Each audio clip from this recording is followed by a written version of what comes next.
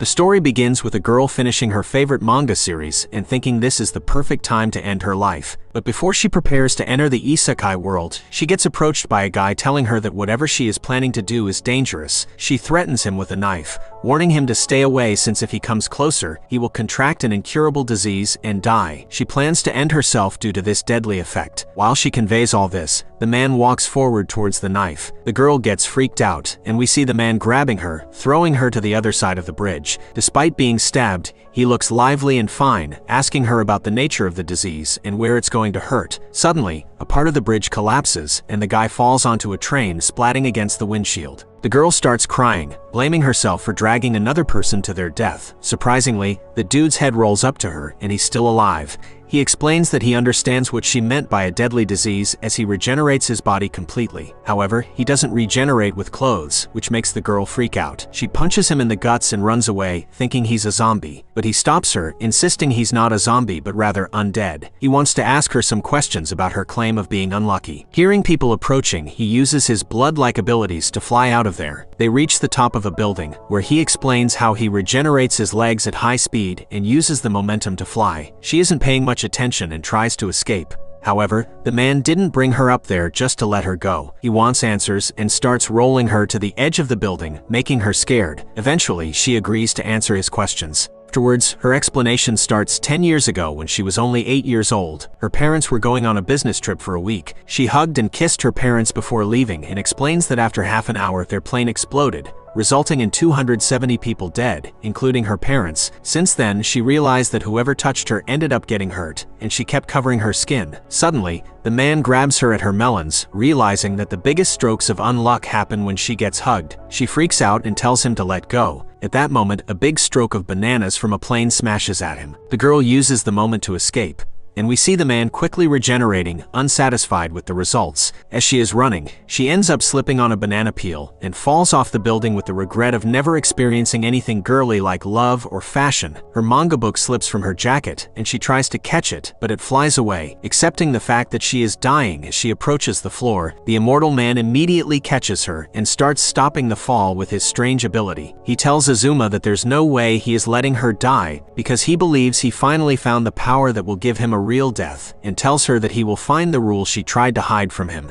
and make an even bigger stroke of unluck so he can finally snuff out his ridiculously long life. He then uses his blood power to get out of there and declares that it's time to go back to his hideout and figure out her unluck ability. In the distance, some men are watching them, and a black-suited guy explains to someone that Undead is heading to his hideout with the new breed and is planning on capturing her after figuring out her ability. At his hideout, he mentions to her that he realizes the fact that as long as he keeps touching her, the bigger the unluck, and tells her to take off her clothes to test it. Immediately, she starts running away from him, telling him that she will never do it. Then, we see the undead following her, telling her to do it, but as she runs, her hat gets stuck, making her hair stick out. The man makes a joke about her hair, but she breaks down and starts crying, mentioning that no one is able to cut them because of her unluck. The undead problem solver brings out some scissors and starts cutting her hair, pointing out that as long as he is touching her, no unluck will come his way. And after finishing her cut, he shows her what she looks like, and she is happy that she looks great and thanks him for his work.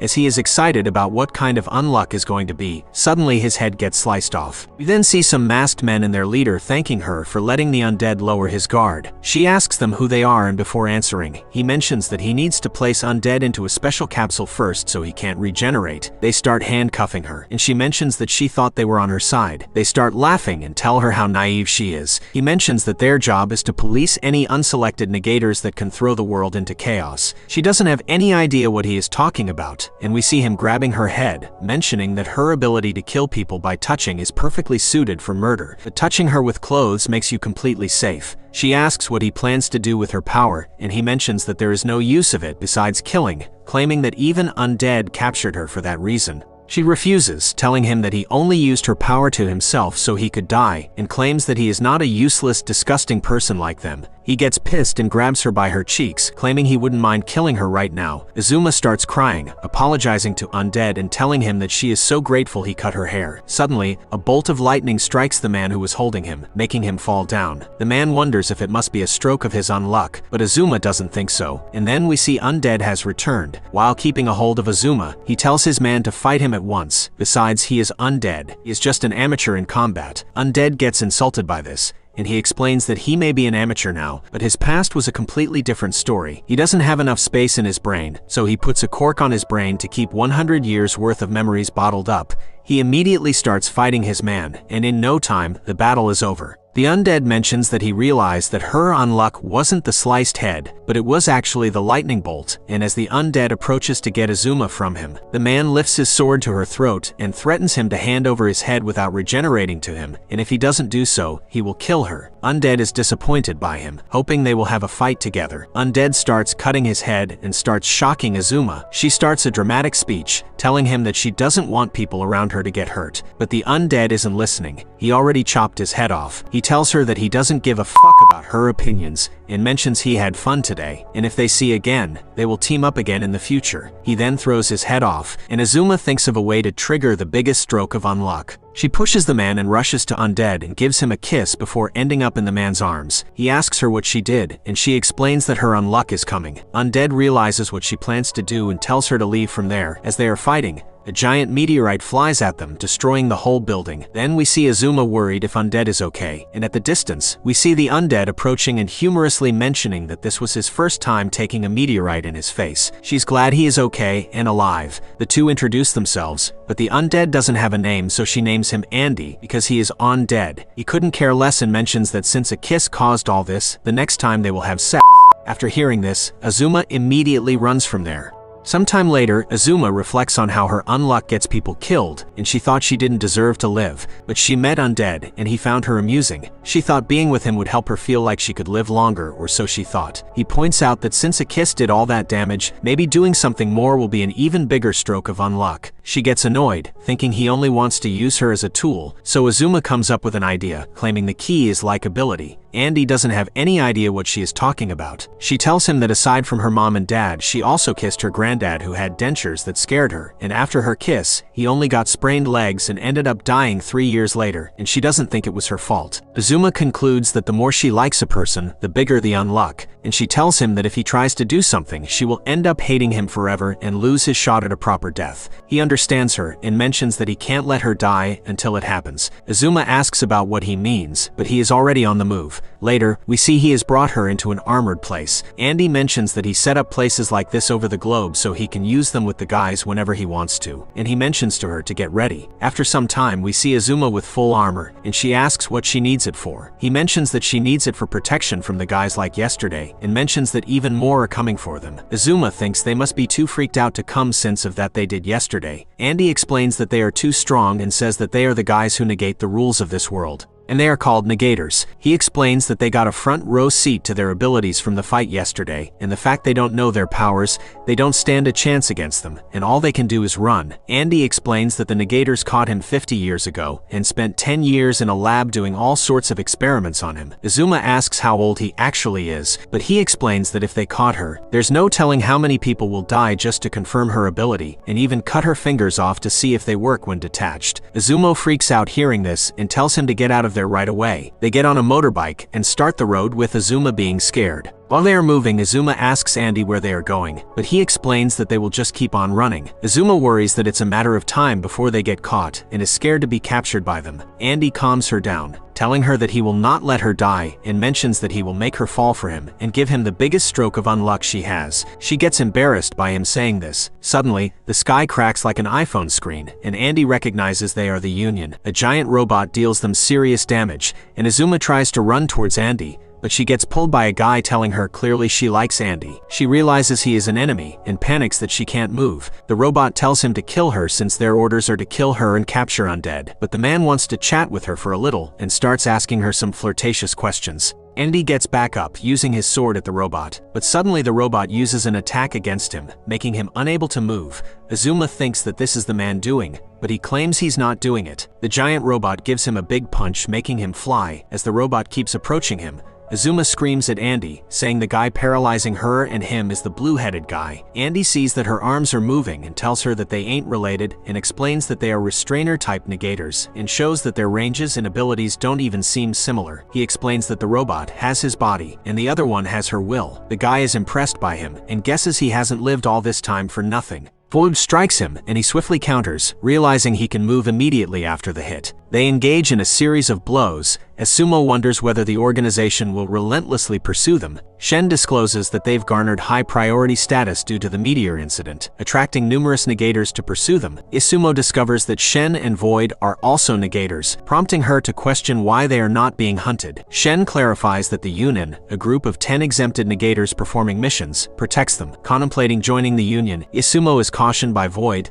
that all seats are occupied. About to attack her, Void's move is intercepted by Andy, who suggests the idea of joining the Union. Proposing the elimination of 2 negators to secure spots, Andy assures Isumo he will keep her safe. She touches him and hastily retreats, warning him of imminent massive bad luck. However, it's not a declaration of love, but an expression of gratitude for everything he's done. A truck approaches and collides with Andy, resulting in an explosion, but Shen and Void manage to escape unharmed. Andy continues to be pursued by them. As he soars through the air, he ponders his recent actions, realizing the robot's power is truly unavoidable. Curious about the other adversary's abilities, especially since it restrained Azuma without apparent movements, he decides to maintain a low profile until he unravels his power. The ticking of dynamite signals an impending explosion, causing the entire building to collapse. Azuma rushes to Andy, wondering if her powers triggered this catastrophe. From the wreckage emerges the robot, proclaiming the need to neutralize Azuma, but before he needs to deal with undead. As he thinks he is grabbing his hand, Andy intervenes swiftly. He notes that his left body parts require 30 seconds to disappear and exploits his system, using his parts bullet ability to dismantle. Shen strides forward, calling out to Void, only to be met with the surprising sight of Void's defeat.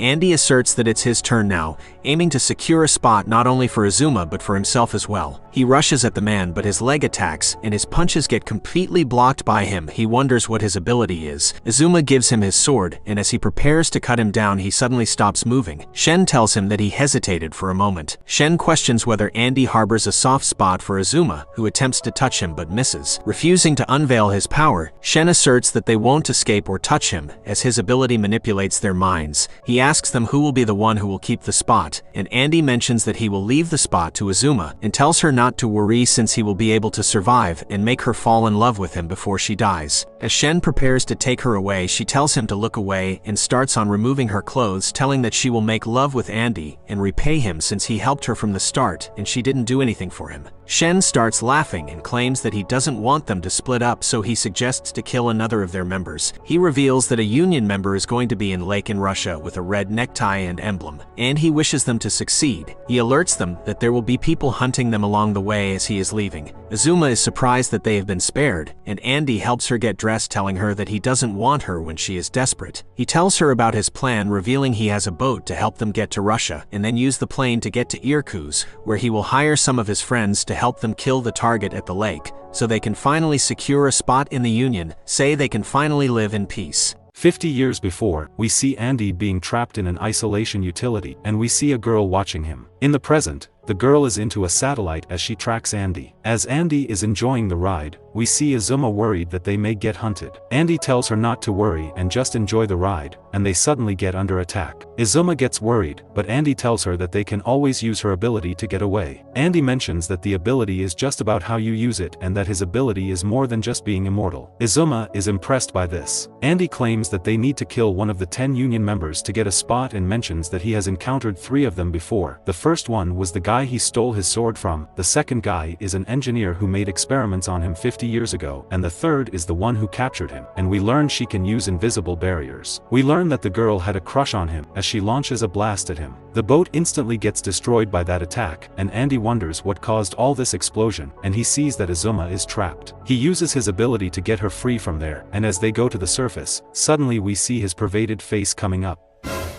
As she wakes up, Andy tells her to raise her hands up so they don't get shot. Azuma wonders if they will surrender, but Andy is planning to buy time for his experiment so it could help control her unluck. Azuma gets confused, and she sees that her bra is pushed up. Andy tells her that her melons were in the way, so he had to push them away. Nice. Izuma gets embarrassed by this and asks if this was all he did, but he claims that he did mouth to mouth also since she wasn't waking up. Izuma can't believe this, and there is a huge explosion that shoots them up, making them get to the jet. Andy cuts through the pilot in an instant, and they end up stealing the plane. Andy mentions to her that her unluck is a trump card for turning things around. As they fly the plane, suddenly it prepares to self-destruct, and they immediately get out of there. Izuma thinks they are going to fall, but Andy uses his body as a slower landing. They manage to land safely, and we see Izuma fascinated by the sea in front. Andy sees how happy she looks and tells her to have fun at the sea, claiming the Union won't make a move since there are a lot of tourists around, and says to her he is leaving to track down his old war buds. Izuma wonders about how much has changed in just 4 days after meeting Andy. She gets approached by some guys, but she immediately runs off not wanting to harm them. She stops seeing a girl painting, and she ends up being Jean. Jean gets excited seeing another Japanese girl, and she immediately gets Izuma to paint with her. As they paint, Jean asks Izuma if she likes things that change or things that stay the same. She herself likes things that never change, just like the never-changing drawings they are doing. Izuma isn't too sure what to say and tells her if she could think about it. Izuma finishes up her painting, and Jean is surprised to see stars at it since there are no stars beside the moon. Izuma thought the moon looked lonely, so she gave it some friends. She thought about Jean's question earlier, revealing she thought she could never change, but after meeting Andy and going through so much with him she appreciates things that can change. Jean calls her naive as she puts up her tie, and she suddenly starts floating up. Andy comes up, and as he tries to attack her, he immediately gets flown away. Izuma is surprised to know who she really is, and Jean prepares to play with them knowing they are there to take her spot in the Union.